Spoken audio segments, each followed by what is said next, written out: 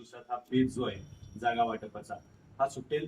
सातारचं सुद्धा 2 ते 3 दिवसात सगळं जाहीर होईल का उमेदवार माहिती? सातारला निश्चितपणानं महायुतीच्या जागेसंदर्भामध्ये कुठलाही पेच नाही. मी 2 दिवस मुंबईमध्ये होतो. या संदर्भात माझी माननीय मुख्यमंत्री महोदयांच्या बरोबर चर्चा झालेली आहे.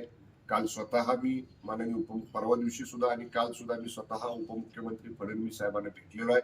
माननीय अजितदादांच्या बरोबर माझी चर्चा झालेली आहे. जानकर साहेब या जिल्ह्यामधले त्यांच्याबरोबर माझी चर्चा झालेली आहे. सातारा जिल्ह्यातल्या लोकसभा मतदारसंघातल्या जागेचा प्रश्न लवकरच या ठिकाणी पूर्णपणानं समाधानकारकपणे सुटेल. साहेब, तुम्ही सगळ्यात महत्वाचं म्हणजे मनोज जरांगे उमेदवार उभे करणार होते प्रत्येक जिल्ह्यामध्ये, मात्र त्यांनी आता हा निर्णय मागे घेतलेला आहे. सरकारनं सुटकेचा निश्वास सोडलेला आहे का?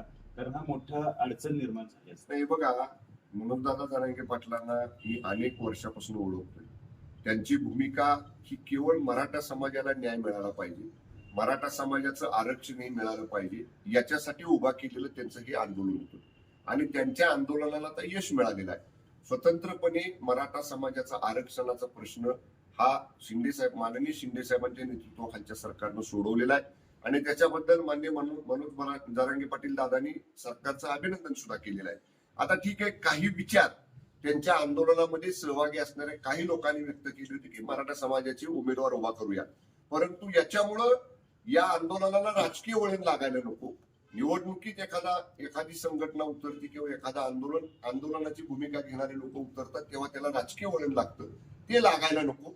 या समजूतदार भूमिकेनं, सामंजस्य भूमिकेतनं माननीय मनोज पाटील जरांगे साहेबांनी हा निर्णय घेतलेला आहे. आम्ही त्यांचं मनापासून स्वागत करतो.